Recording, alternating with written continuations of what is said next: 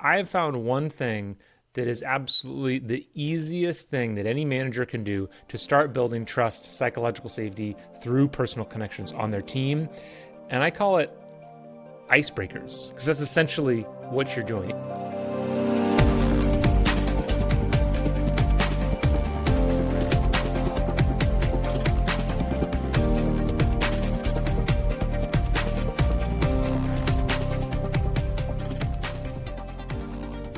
If you are a new manager, there's a good chance you're missing out on the number one way that you could be increasing productivity on your team. It's simple, it's something you can implement immediately. And so that's why I want to talk about it on today's episode of the Leadership Launchpad. If this is your first time on the show, my name is Matt Jertson. I'm the founder of a company called Better Everyday Studios, where I work with organizations all across the planet to help make their leaders better. I started my career in the US Air Force and then was the head of training and development at SpaceX. So I've worked with a lot of organizations, and especially a lot of organizations that cared about team performance. And one of the simplest and most often overlooked things that managers can do to increase the performance of their team is building personal connections.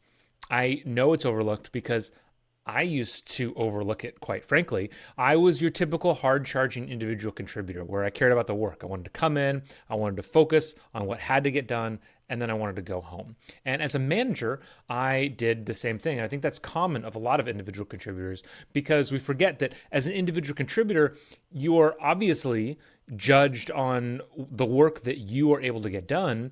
But when you become a people manager, it's not about the work that you get done. It's about the work that you help others get done. It's about bringing together a team of people who are able to get a lot done.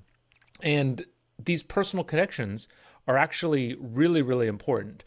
Psychologists call the kind of discussion that I'm talking about phatic language. It's language that's kind of the connective tissue between conversations. It's not about anything in particular that's happened in the world. You might call it small talk, water cooler talk. It's you come into a meeting and you spend a few minutes chit-chatting. Studies have shown that kind of discussion, that kind of talk is really, really important for personal bonding. And personal bonding, a lot of research shows that it's incredibly important for team engagement, for people to feel like they belong in an organization. And I know that might sound crazy, but studies have shown that individuals who feel like they belong at work, they're 167% more engaged. And this is at a time where Gallup has shown that employee engagement can cost organizations as much as $2,000 a year per worker. So if you can do anything to increase that engagement, it's going to be incredibly important. Highly engaged employees and employees that feel like they belong on a team are also much more likely to stick around. And retention costs are huge. Did you realize that every employee that you have to replace, it can cost the organization anywhere from half their salary to 2 times their salary just to replace them? That's from decreases in productivity, from the time spent looking for them, for having to pay, a recruiter or a recruiting agency. The costs really mount up. And so anything that you can do as a manager to build up that connection, to make people more engaged, is going to make people stick around and lead to higher performance. One of the key ways that leads to higher performance is through creating a world of psychological safety, whether that's Amy Edmondson, a researcher who's really shown the improvements in performance through creating psychological safety, to authors like Patrick Lencioni, who in his book, The 5 Dysfunctions of a Team, talk about trust as being the foundational layer for creating high performance. If you don't have trust, then people aren't going to go out on a ledge. People aren't going to be willing to commit to, hitting high goals because they feel like you're going to hold it against them if they don't achieve it. So building that strong connection is incredibly important. But how do we do it? Because I think that can sound like kind of a squishy topic for a lot of people. And I've found one thing that is absolutely the easiest thing that any manager can do to start building trust, psychological safety through personal connections on their team. And I call it icebreakers, because that's essentially what you're doing. In team meetings, rather than spending 5 minutes just kind of chit-chatting, you as a manager can be a little bit more deliberate for how you spend those first couple minutes and have a planned icebreaker activity for, what the team is going to talk about. Activity that, let's not go that far. Let's not call it an activity. And it can start with something that's really simple. Starting to ask people, what did you do this weekend? Or what's a great movie you saw recently? Those kinds of questions can kind of get the ball rolling. I used this in a team that I led a number of years ago when I was at SpaceX. And we kind of went through phases where we were a new team because we'd grown a lot, so people didn't know each other very well. And so we started off with really low stakes questions, like, what did you do this weekend? And then as people got used to sharing about themselves and saying a little bit more about what was going on outside of work, we would ask questions like, well, what's something that you're looking forward to? Or what's a big goal that you have in your life right now? And then as those bonds grew really strong, we were able to shift into kind of bigger and more impactful questions, potentially, questions that not everybody would feel comfortable asking if you didn't have that lead up, of things like, what's a big failure you had or a setback you had recently in your life, and what did you learn from it? And these questions, they can seem small, but they're really effective at bringing a team together. They can get rid of a lot of anxiety. They can get rid of a lot of friction that happens on the team. And I saw that firsthand, where I had members of the team who didn't get along very well, or there was a lot of friction because they had different working styles.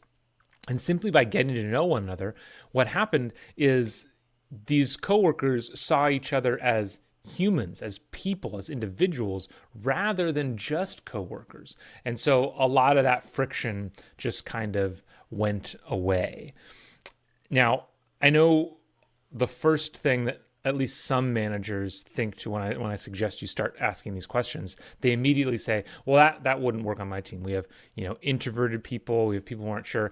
When I'm teaching workshops, I always follow up the exercise where we talk about doing this with, okay, why aren't people on your team going to be involved? What are some of the things that are going to prevent them from bringing things up? And they talk about bad past experiences, maybe where they used to be on teams that didn't really talk about this stuff, or maybe they were punished for talking about this stuff, or maybe, and it is true, some people are more introverted. It could be their culture. I remember meeting with one individual who she, was from a much more closed off and, culture that just didn't share personal things at work.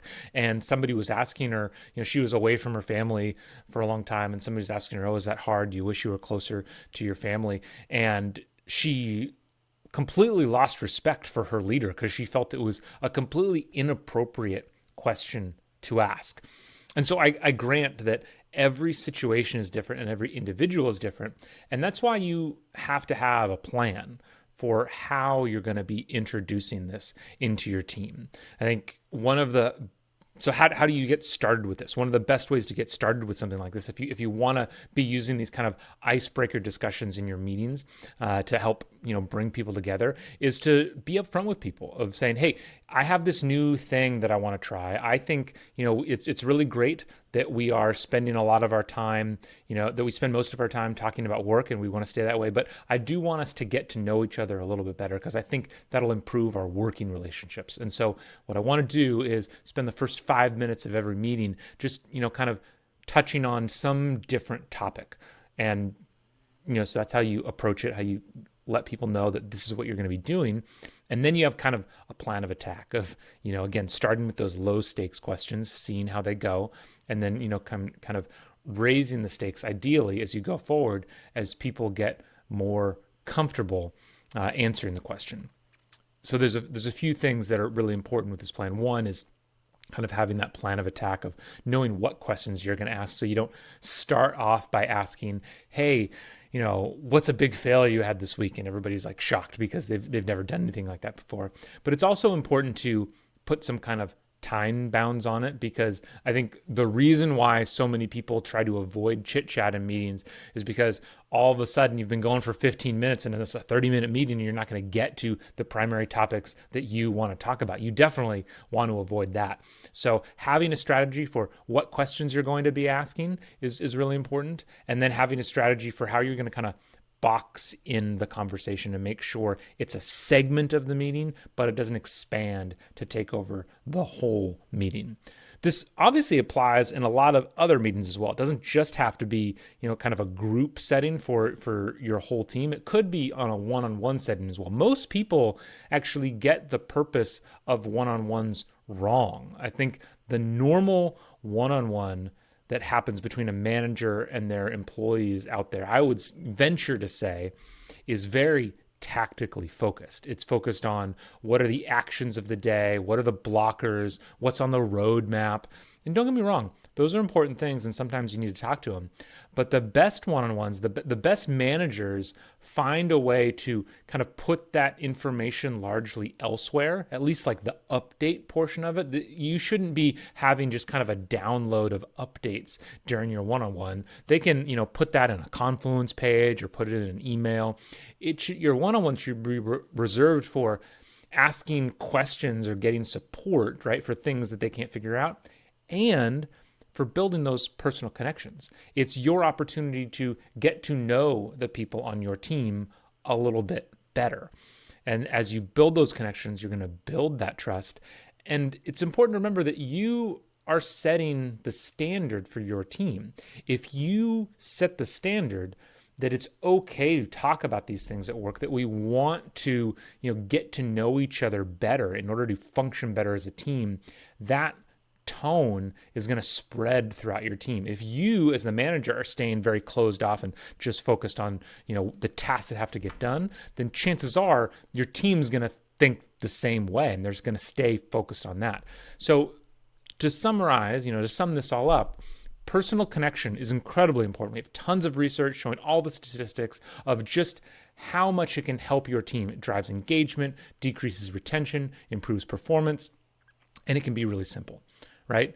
Having just 5 minutes at the beginning of a team meeting to talk about non-work things, help each other, create a space for people to get to know each other a little bit better. I guarantee you give it 4 weeks, 8 weeks of doing something like this for your team, you're going to see a big difference in the quality of the relationships, the amount of trust that people have, and how they will work together. I hope you find that helpful, and I hope to see you next time on the Leadership Launchpad. Thank you so much for listening to today's show.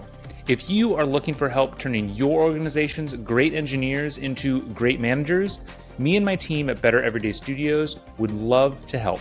We deliver targeted and interactive training workshops that are designed to help build the 3 fundamental skills of any new manager: building trust, giving feedback, and setting goals.